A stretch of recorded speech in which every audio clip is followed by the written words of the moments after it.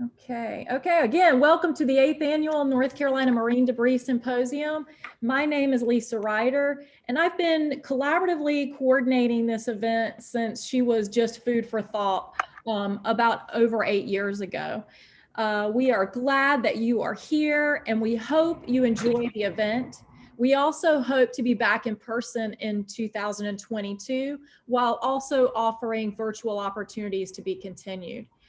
This is a labor of love for our team, but it is still a labor. Please be mindful during the event and follow common sense virtual platform ground rules, and be kind to your fellow participants and presenters. We will be flashing some ground rules throughout the event, but just keep in mind that unless you are presenting, please mute yourself.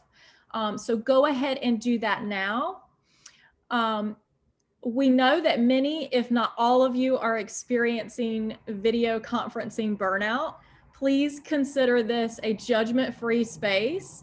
This is not a virtual courtroom. So if you want to have a cat filter on today, that is completely your choice, and I would certainly find it entertaining. You may join with or without video, but please, again, mute your microphone unless you're presenting or called upon. Some minor changes have been made to the agenda, so please stay tuned for any updates on our website, the 2021 event page. I'd like to say a special thanks going out to our host organization, Coastal Carolina River Watch, and our sponsors, Carolina Recycling Association, Blotto Recycling, End-to-End Services, Inc., the Plastic Ocean Project, and the Croatan Sierra Club. A very special thanks goes to Leslie Smith, our program coordinator, and Becca Drohand, our media coordinator. I would also like to thank the entire planning committee for keeping us all sane, or at least mostly sane, during this new process. I would like to thank the behind the scenes crew and the glue that holds this ship together, our volunteers, including those representing the Carolina Recycling Association and the Plastic Ocean Project, both longtime sponsors and fiscal sponsors of our event. I would also like to thank and introduce to you, and for those regular symposium attendees, welcome back, the fabulous and entertaining facilitator, probably I would say the most entertaining facilitator that I have ever met. And without, making her head any bigger today, the lovely and talented Heather Cashwell. Thank you so much, Heather, and welcome back. I think you have an icebreaker for us this morning before we kick things off with our keynote speaker. Good morning, everybody, and welcome back. And Lisa, thanks for taking into consideration what we talked about not overselling this. So good job on that. Today, before we get started with the keynote speaker, usually what we do when we gather for the symposium, and one of the most favorite parts is getting to know each other, hearing the organizations that we represent. So if in the chat you could put in your name, the organization that you're representing, or what you do. And then as our icebreaker, I'm gonna recycle one from last year because I learned some new species. So if you could be any sea creature, current, extinct, or mythical, what would you be? So put in your name, who you're with, and your favorite sea creature. And I learned some new species last year, so we'll start off with that one. And throughout the symposium, we really do, this is a virtual platform, but we really want to make it interactive. So now that you've typed some stuff in the chat, you're good to go. Keep doing it throughout this whole thing. Put your questions, your thoughts, things that you want to discuss that some of the speakers are talking about, and use that chat throughout the symposium.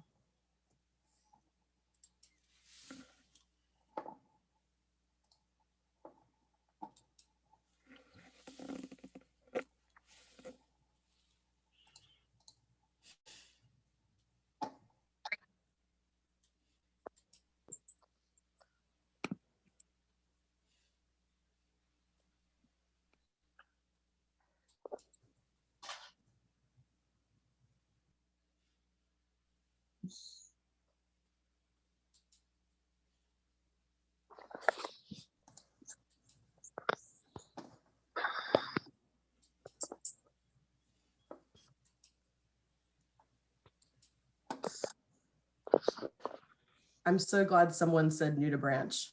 I wish we had that picture of the Elton John one.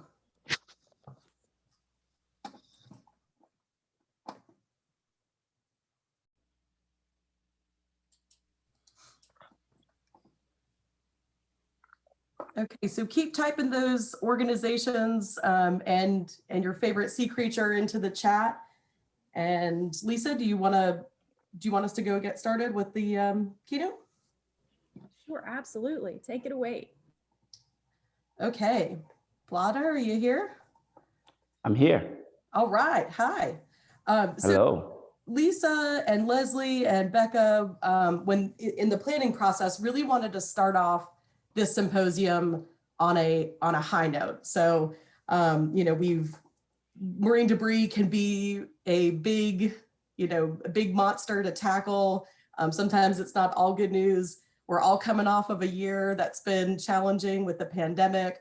And so what better person to kick us off than Blada, who has a story of hope and solutions from Haiti that is really good news stories and a lot of inspiration for us today.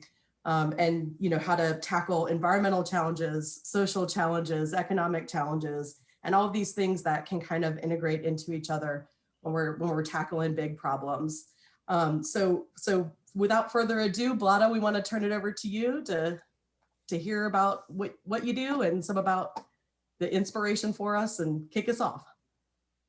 Thank you. Good morning, everybody, and thank you for joining this wonderful event, the 2021 North Carolina Marine Debris Symposium.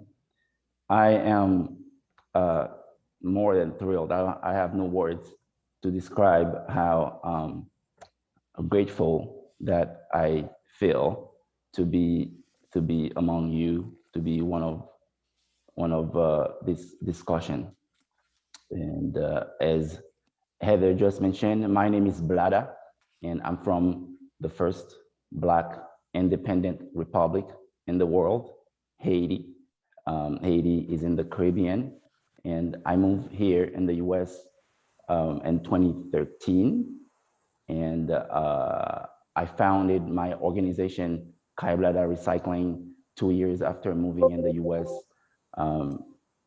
Due to realization of how environmentally bad my country is in comparison to here, realizing how organizer the waste management system is here, and remembering how employment was a crisis, still is in my country. And so I got motivated and started my own organization trying to bring some solution. And solution we did find, and we're still ongoing with it. I am here to try to bring something new to your mind. Try to help you start with a new perspective toward consumption. I would say consumption of decision making in the way you purchase purchase things that comes in plastic packaging. I learned that this symposium has the brightest, the smartest people in this industry, and so I hope that my presentation here can help you guys go back to your work and have something new to implement in your work. Please bear in mind, I may not be academic, I may not be politically correct, but know that I'm coming across as a passionate person who is kind of sick of being sick of plastic waste in our environment, and I'm hoping that I can make your time worthwhile today. usually when I'm asked to speak about in a setting like this, it's usually in a room where I can do fist bumps and I can hug people and all of that, and I can ask people to raise hands if they feel like. So I can't do that now, but I'm just gonna assume that we all here, we all in this room know what the three arrows and the recycling symbol stand for. I think we all know it's reduce, reuse, and recycling. And I wanted to start like this because in those three words, three concepts, or three vocabularies, we can recognize that the first word that we say is reduce. Reduce is if I'm going to try to reduce the amount of waste that I generate, that can help me reduce the cost of my I get a smaller bin or a smaller trash can, and I pay less for trash collection. That's great.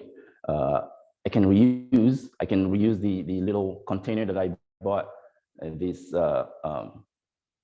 I don't know, this thank you notes from, and then I reuse it to put thumbtacks or paper clips. That's great.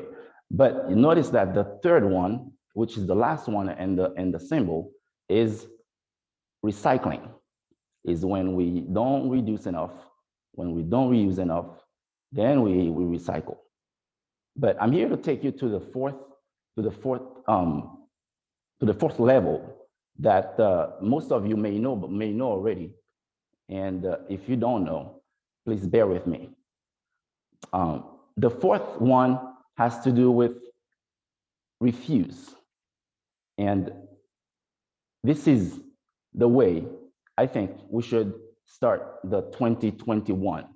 We need to start refusing when we don't need to get a plastic bag, refusing when we don't need to get that takeout in a styrofoam, because it's as we're noticing this plastic or waste crisis in the world, we have to do something that's quite unusual by saying no. I'll tell you a quick story. And the reason I'm going to tell you this story is because although all of us in here, we know it's like, oh yeah, we know we will refuse all day. But most people out there, they don't really know how or why they should think about refusing or bring their own water bottle, bring their own reusable grocery bag or what have you. I was at a store and I bought a box of thank you note cards, and so it's a small box. I can just carry it and play with it as I'm going out of the store. It was one of those office supply stores.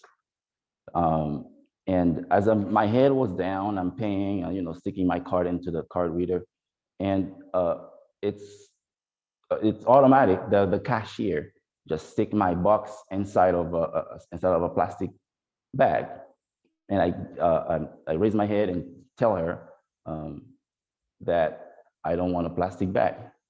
Wow, what a shock!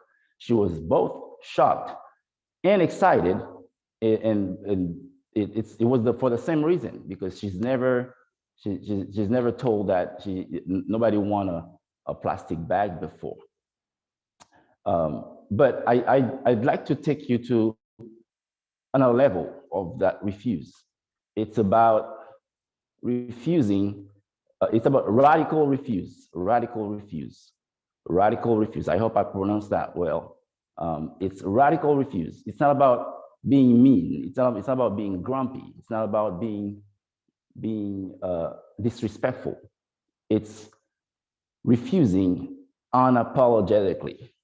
You don't have to apologize. You don't have to say, oh, sorry, I don't want a plastic bag. That's fine, but this, to my eyes, this crisis is getting so out of hand. We got to be a little bit more radical about it. And this concept of radical refuse is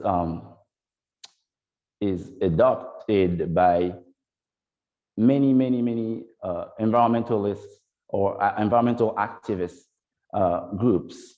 I know one of them is hiring many times one of my friends whom is an artist. He makes giant puppets and use them to go do protests in front of big companies. I remember last couple of years, he made a giant monster out of trash bags, plastic bags, and go protest in front of Nestle. And this is the kind of radical refuse that I'm talking about. And it's okay to be a little bit radical. It's okay to be a little bit extreme, because if it's not radical for companies to package their food and things that not recyclable or unnecessarily packaging, package a piece of cucumber or package a little anything that it's not really necessary. If that's not radical, you can't be radical when you say, I don't want this plastic bag. How many times you've been into a restaurant, you ask for a glass of water, and automatically the waiter stick a plastic straw into your water when you didn't ask for a straw. You can say yes, no. You can say no, I don't want a plastic straw. And I think this approach, it's not only eye-opening, but it's actually educational, because once the business owner realized that I don't have to offer my customers a bag, then the cost of operating decrease and profit increase. And I have to this conversation right here. You cannot be talking about reducing, reusing, and recycling, or you cannot talk about marine debris without including islands. And so, where I'm from, Haiti, we are dealing with the same crisis that the world is dealing with, but on a higher scale, on a higher level. Because as I started saying how I was amazed when I moved here in the US, how organized the waste management system was, but still there's trash on the side roads.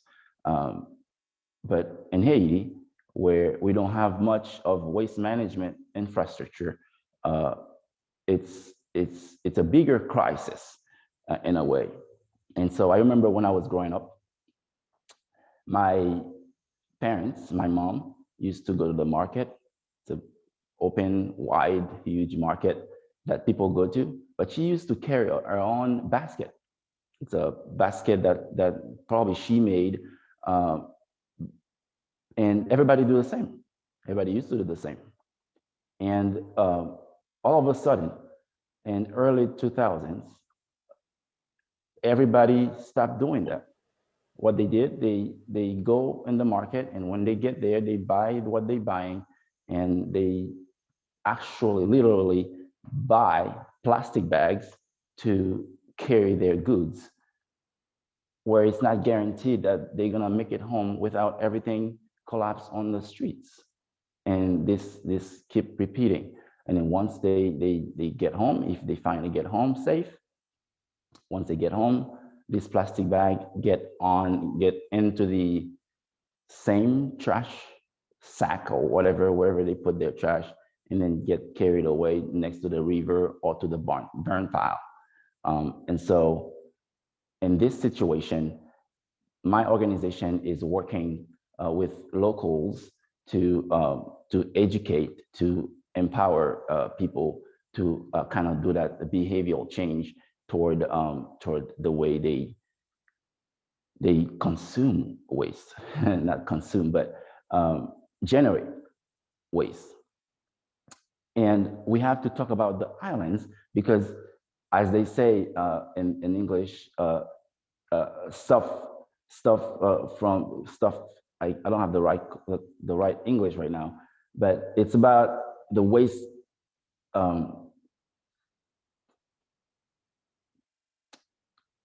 Flows downhill. The waste flows downhill, and so I've heard people talk about how they are noticing some particular pieces of trash in the ocean that's certainly or possibly come from this island or that island, and one of them is the water bags. Those water bags, they leak from the canals to the rivers and then into the ocean. And then people like our friend Bonnie Monteleon and Lisa found them in the ocean in the mouth of beautiful turtles. We have to go radical by empowering the business people, asking them to re-strategize in the way they're packaging their goods. We have to be a little bit radical with people, with businesses, so they can turn around and not paying for their footprint, but contribute and cleaning up their mess. And I know, as I mentioned, I may not be politically correct or academically correct, but I am passionate and I would like to see some big changes made in the 2021. I've heard about some great data in the US, how CO2 is reduced during the lockdown, quarantine, and that's great. That's so great. About 7% decrease in carbon emission in the air. That's fantastic. That's celebratable. That's to be celebrated. But at the same time, I heard also how contaminated the recycling collection is been during the 2020, during the lockdown, because people couldn't go out to eat, the order takeouts, and it's a mess. And so I would like for you guys to consider including this as part of your 2021 resolution, saying that I am going to commit to myself, not to me, Blada, not to Lisa, not to Heather, not to anybody who's in this room, to commit to yourself that you are going to implement the 4th R into your doings, into your day-to-day business, by saying at least one time, by refusing at least one time per day, and watch the difference. Watch the difference. Get into the habit of refusing. You don't have to carry one piece of, one box of small thing that you can put in the palm of your hand in a plastic bag just because it's cool. Because after that, you have to throw it in the trash. And in North Carolina, apparently, plastic bags is not recyclable. And with that being said, I hope I had a good influence on you. I hope my accent didn't throw you off back and forth too much.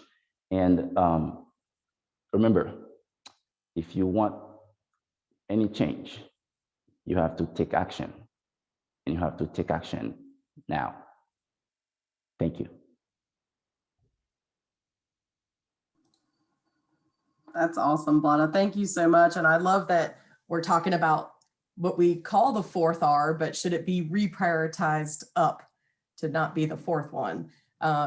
So I'm sort of curious in your perspective, have you seen a shift, whereas before the pandemic, we might have seen some momentum around the refuse and the company stepping away and looking at alternatives to plastic packaging. Have you seen any differences as we shifted to a takeout model in a lot of ways? And do you feel like that might be temporary, or do you think that getting that momentum back might be something that easy to do, hard to do? What are your sort of thoughts on where we are with that and how to get back on track? Are you saying in general in the world, or specifically in the US? Either one. Sure. And in the US, I've certainly I've seen at least in my community, people being mindful about that. But at the same time, when you think all is good, and then you go to the store, you see these huge carts with, it's mountains of things. Not to be judgy, but as someone who cares, you notice things, and so it's both. There's lots of progress being done, but there's so much more work to be done.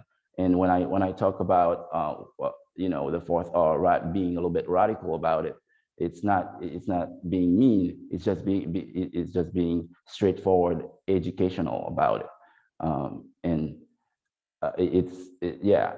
there are progress. People like us, we know it's not a big deal for us to bring our own bags, or to refuse the plastic bag, or refuse the plastic straw. I've seen foldable straws, like ninjas, people like, and they do their drinks. But people like us, we're the minority of the awareness. But what I'm talking about, we're a minority. We need to grow it, and then we need to go beyond by influencing the regulators, the people who are the marketers, the marketing geniuses who are coming up with fantastic way of packaging their stuff to make it last more, which is great. But we have to make sure that they are conscious about the environmental effect of their marketing strategy, if that makes sense. Absolutely. But to answer your question, yes, we are making progress, but there's still more work to do. Absolutely. We're getting a lot of comments that I don't think you can see, but a lot of write-ons and thank yous, and I'm going to do this in 2021. So definitely inspiring a lot of people so far. And a question from Bonnie. Do you have anything to say on behalf of the people of Haiti, and what would they like to see in regards to waste in Haiti? People in Haiti, as I said, the problem is so big. It's like someone who've been hit by a giant bus and you don't know where to pick it up. It's kind of like that. I think what my organization is doing is we are emphasize hardly on public health, trying to tell people or educate people about the health effects of this of massive waste generation and lack of waste management, allowing enable them to think that only way to get rid of the waste is burning it. And so that's what bothers me the most, the burning part of it. And the people in Haiti, at least where we work, the part that we work, they want to see the what's going on over here, the curbside pickup and the just a better collection system, and that's what we're working on. And from there we can industrialize and do great things with it. And I have to give a shout out to my collaborator Nelange, who will be speaking with us this evening, and she is actually taking what Kaiblada is doing to the next level by transforming the waste.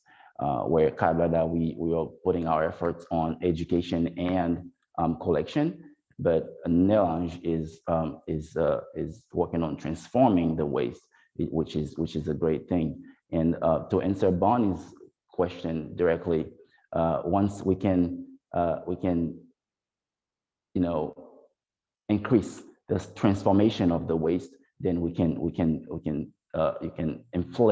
inflate our impact. And I know Bonnie has some great ideas about how to do that. So.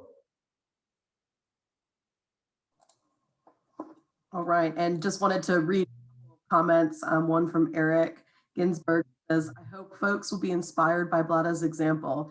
His work has been recognized by Forbes as one of the 4 change-making entrepreneurs in Haiti. So, props. And oops, sorry, I'm scrolling slowly. And then a comment from Harriet Altman, who says, thank you, Blada, and we should speak out when we do it, meaning refuse things, so that people hear us. And so that's a really good comment too. Like, how do we use our actions to amplify to others and make that impact even greater than these single actions? Bonnie also wants to say that you have a great newsletter to sign up for. Do you want to tell us about that? Sure. Our newsletter is designed by our web developer and board member, Aaron Denver. Fantastic newsletter, Bonnie, you're right. And we give updates on both what's going on in Haiti and what's going on in the waste in our waste management efforts with specifically Kaiblada. And we've got some things that we project in our newsletter, and we do fundraising throughout our newsletters. And so, yeah, the newsletter is a great way for people to stay connected with us. And I will put a link in the comment for people to click and take it from there. Thank you, Bonnie. Erin read your mind. She already put a link to past newsletters in there. So oh, that's what I'm talking about. Newsletters in the chat. So it sounds like a good resource to keep updated on things that are going on. Blada, would you spend a couple minutes talking about sort of the economic development portion of what you do? I don't know if I'm stealing your thunder for your presentation this afternoon, but just sort of this tie-in between environment and social issues and economic development and empowering people to come up with solutions. Yeah,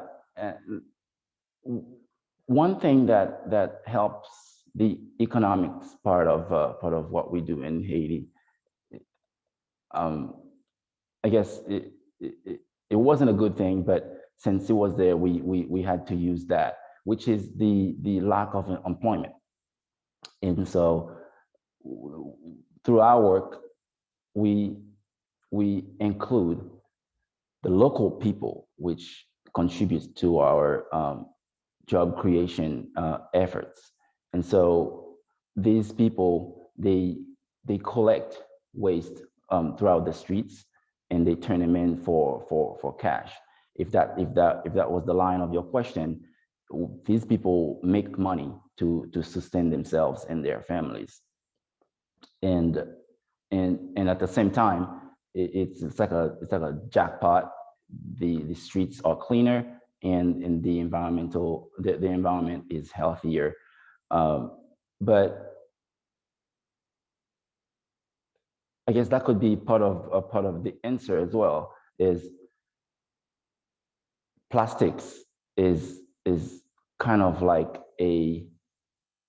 as of now, plastics is kind of like a commodity in Haiti. It's kind of like it's kind of like money, where people if you have plastics, then you can turn it in for money. That means you collect plastic, you collect money, which is a great concept.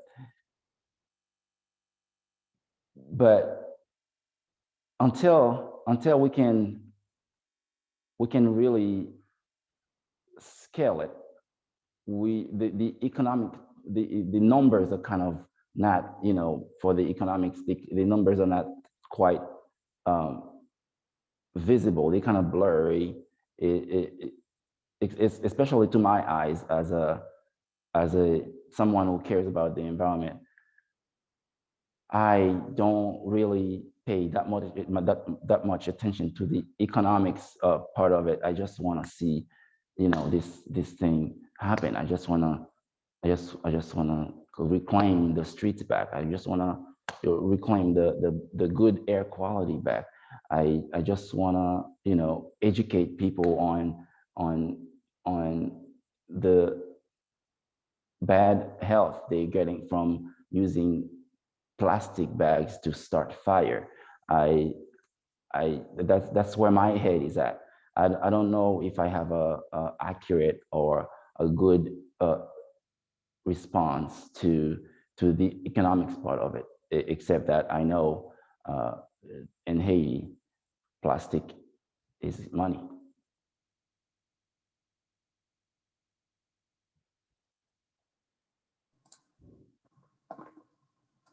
All right, that's great. And I think that that's one of the things that we'll sort of talk about in a panel today is some of these solutions that might be localized. So what works in Haiti might work differently in a different island, or in, you know, the continental US, or, you know, depending on what type of infrastructure you have or whatever. So I think that's, you know, a really key part of your story and a really unique aspect, and something that's worked really well.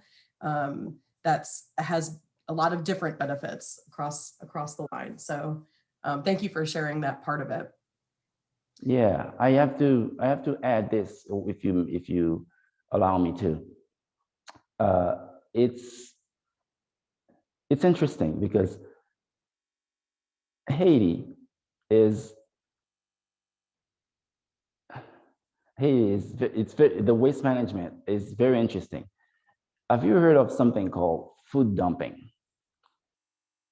There's this massive crisis that's called food dumping, where grocery stores or stores here or in big countries, when they have expired foods on the shelves, they load them up on a ship and go dump them in poor countries like mine for you know, for a fraction of what it would cost here. And keep in mind, most of the time, expired food. Okay, and so with that, only 15 to 20% of the local consumption in Haiti is locally made. 85 to 80% of what Haitians consume is from outside. And so that outside, when you bring it in a package, in a plastic package for the most time. And that not only floods the market, the local market, but pollutes the environment in a place like Haiti, where there's this deep lack of waste management. And so I started with that bad part to come with this exciting part for those who are excited when they know there's a place there's lots of trash, and we know that we know what to do with trash, and we're going there. And so if you're part of this room and you know what to do with trash, Haiti is the place to go get some trash, because we have it. we have it, and we don't have anything to do with it. If you are plastic to fuel people, if you are in making, you know, lumber, if you are making you know, what have you, we have it. Come get it. Come get it. And if you ask me about the economics of it, there you go. It would be really profitable if the right system is in place. And as of now, it's being burned, and it's being polluting the air. When the current quarantine, the lockdown, is reducing the ammunition. Not to brag, not to tell bad about my country, but when everybody's driving less and industries are running less equipment and making less fumes in the air, we are burning. And it's not only Haiti, it's a bunch of poor countries like mine. We are burning. So if you're excited about trash, come see us. We got you. But I feel like that should definitely be on a tourist brochure for Haiti. If you like trash, get it. Yeah. Yeah. So, which would probably, be appealing to a lot of people in this group. But so we have two questions. I'm going to ask the second one first, because it's just kind of tying into what you were just talking about. Can you talk about the collected waste and plastic and where it goes and who's buying it, or how what you collect is managed? Well, Kaiblada, as of now, we're collecting plastics, and we don't have too much contaminated plastics. It's mostly packaging and bottles and furnitures, and so we collect all of that. And with aluminum cans. There are other companies like Haiti Recycling and others who are collecting, metals and larger. They have a larger scale. But we, Kaiblada, we collect only plastics and aluminums. And so once we collect it, as you may know, we put it in the condition that our buyers want it, meaning peel off the labels, take in caps, and do all this stuff to it, and then we transport it locally to local bigger recycling companies, who then will shred it, shrink it, and do what they do with it, and ship it offshore. And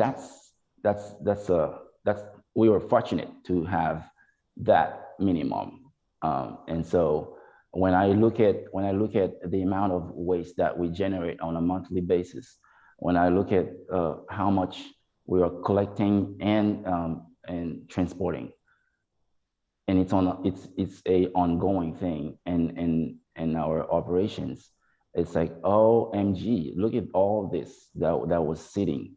And I mean it, sitting on the streets and the waterways, and eventually leak into the ocean where Bonnie can write about it. And the markets that you have locally, are they for plastics specifically? Are those primarily bottles like PET and HDPE bottles, or are you able to collect any other type of plastic that might be coming ashore, or litter, or anything like that? Any markets for other types of plastic packaging? Yeah, we have markets for any kind of plastics. The only thing I haven't been able to collect, because I don't have a buyer for it, is the computer cases, like the pieces of plastics that come from computers or cars. Those are like complicated mix of plastics that nobody wants. But other than that, everything, we do not reject anything. We collect everything from plastic bags to, in fact, plastic bags. I learned that they reproduce them locally. The plastic bags, really any kind of plastics, to an exception of styrofoam, of course. Okay, great, thanks. The other question was going back to your comments about food dumping, and the question from Anna Campbell says, could food dumping be transitioned into food composting? And I'll build on that just a little bit. Food composting or food rescue, which is something that we're also, working on here, is to try to, get food where it needs to be. And there's a lot of people in need right now. So is there any efforts in Haiti right now for either diversion to people who need good usable food or composting programs? See, that's a great question. And it's the only answer I can come up with. It has nothing to do with waste management. It's about local production and locally grown foods, because Haiti has that capacity. We have people who are growing rice, beans, corns, and all of the above. But when humanitarians kind of so to speak think of bringing some solutions like that, to my view and to most Haitians' view, you are diminish the local production, and that's what we don't want. And on top of that, if you don't call it food dumping, you call it food composting or what have you. How is it gonna being brought to the country? Is it gonna be you're gonna dump every can and put it in a bigger container and bring it down? We will compost it.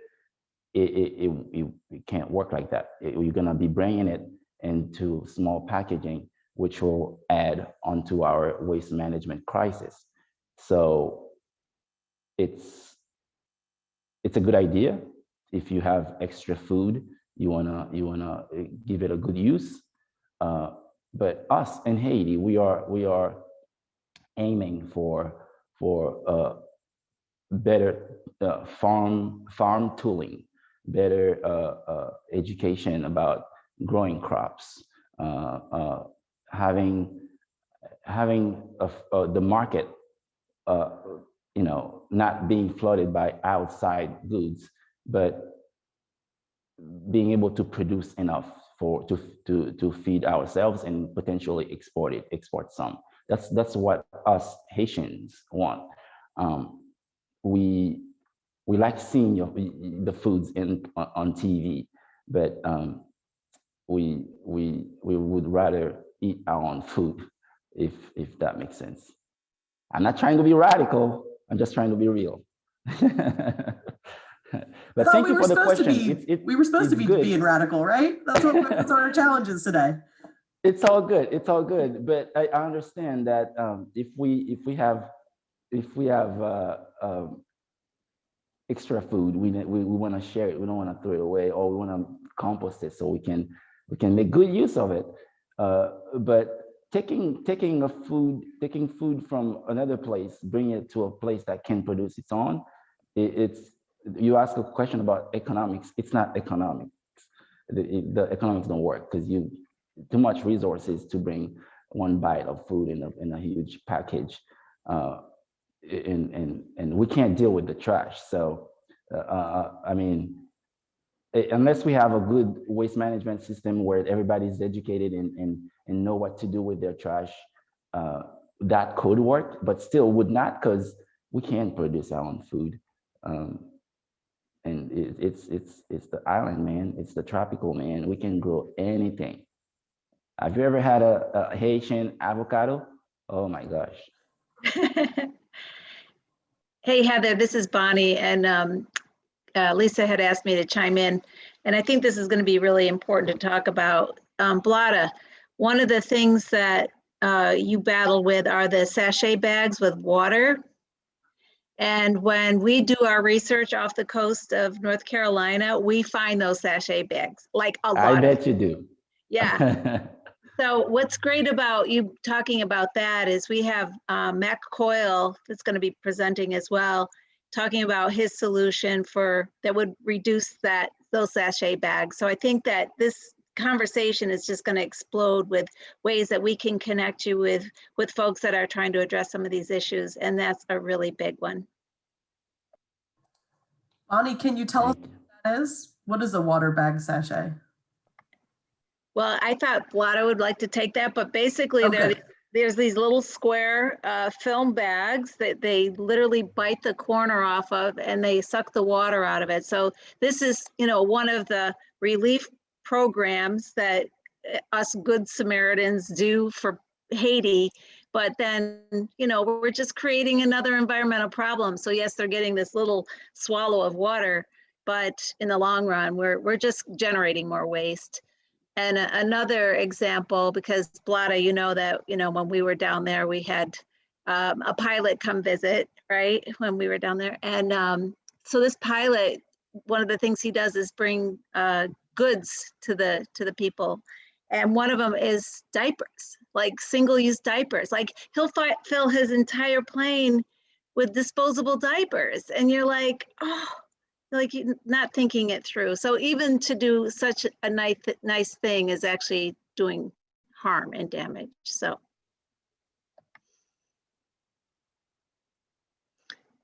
yeah, Blada, if you want to talk about some of those things that, we expound upon, some of the things that people do to try to help, but in a lot of cases they might be doing more harm, and a lot of that is packaged stuff.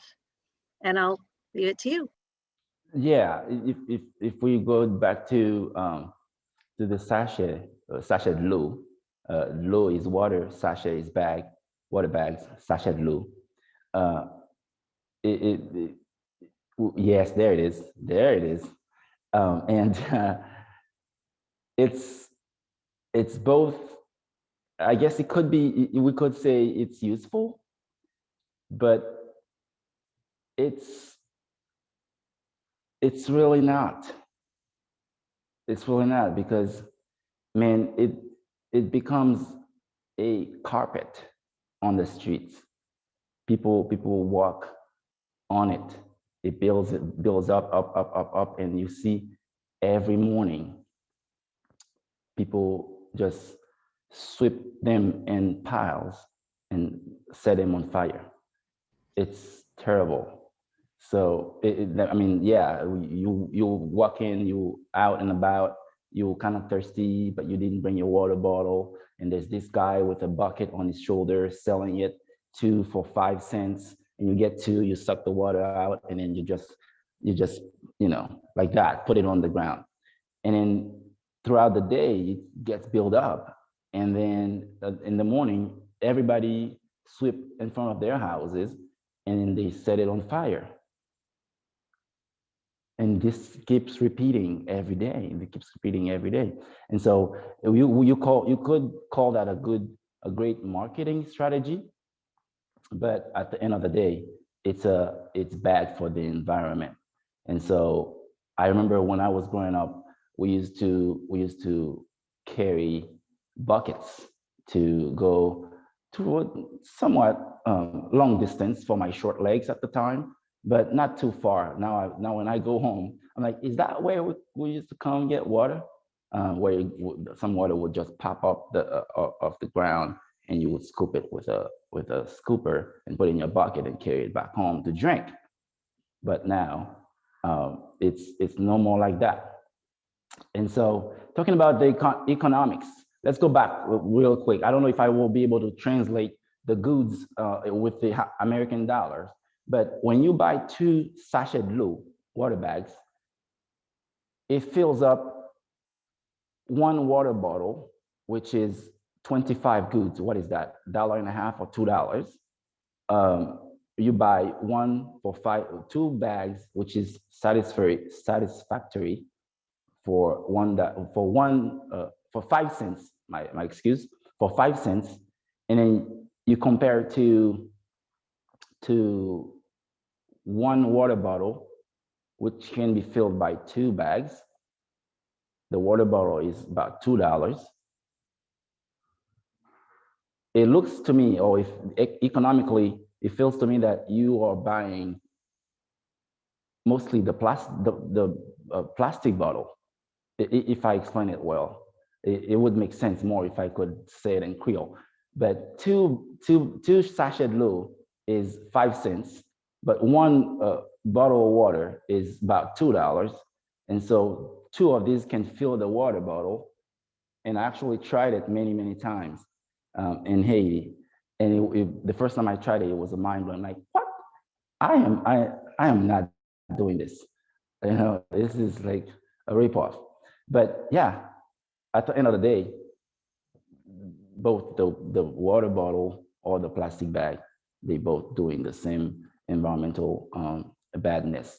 So we need to bring our own water bottles and try to influence the people who are leading this industry to kind of re-strategize to have a better way and when they're you know, building their marketing strategy to have the environment in mind. I think that's such a good way to leave this opening session, and on a note of, you know, like challenge and radical refusing, and what a cool message for us this morning, and a really one that we've talked about a lot of things that are going to tie into the next 3 days together. You know, Bonnie mentioned what Mac's doing. We're going to have somebody talk tomorrow afternoon about some of this refusing of single-use takeout items that we're seeing a lot more of during the pandemic.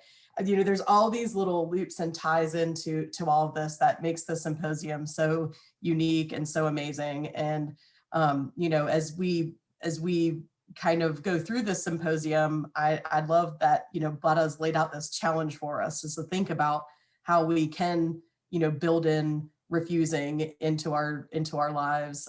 There was some comments here at the end about, you know, working with companies to have them rethink. And so this rethinking, this reprioritization, the refusing. So thank you so much for setting this out, for kicking us off. We're going to get to hear from you again this afternoon. And Lisa, anything else that we want to say before we close the opening session? About we'll be back at 11. We will keep this meeting space open for those that would like to continue to chat with one another. Please feel free to use this time to paste in the chat what you plan to refuse. This is a great call for action to kick us off here. Thank you so much, Blada, for kicking us off. This is definitely getting us on the right foot this morning. It's something that we all need to hear, and we hope that we continue to use your message of inspiration throughout our event this week and beyond.